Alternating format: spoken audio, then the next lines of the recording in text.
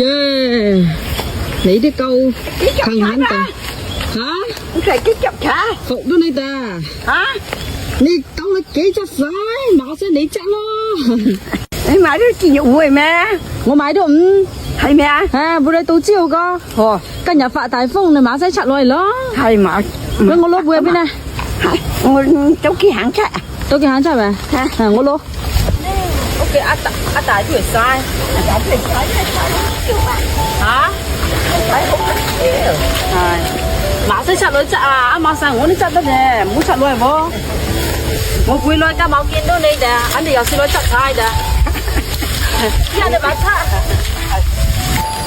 屋企緊落晒，馬仔執嗰啲天啊，個大風啊！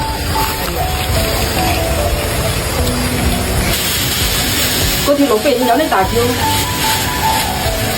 mình đã đậu tôi nói hết là nhiều cái đồ mà hả? Giờ cái lúa nhà mình để hết là điều à? quá giờ mình hiểu đại quá Nị kỹ sĩ đã cá để dẫn hết cũng sống nè rồi ha mình hướng dẫn ít hầu như là ha thì hả?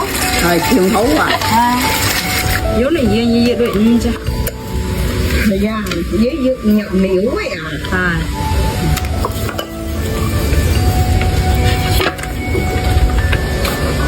Động có cái gì vậy cha? Ngồi chân đi xì vậy cha hả nè? hay à Hả? cái thật thôi chậm chạy cầm một đôi máy cho bố chịu thôi à Ồ, nếu bố chiều cha cái ngồi hơi chắc gì vậy cha? à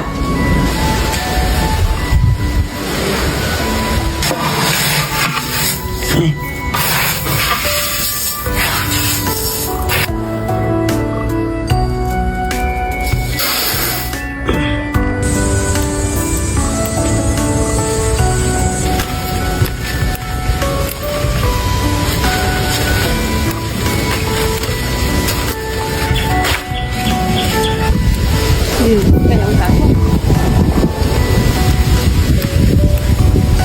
ui công qua trụ hay à?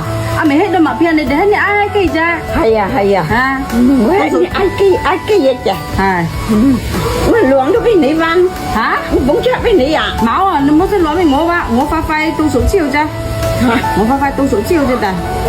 À, nè hết chưa đây. Hả?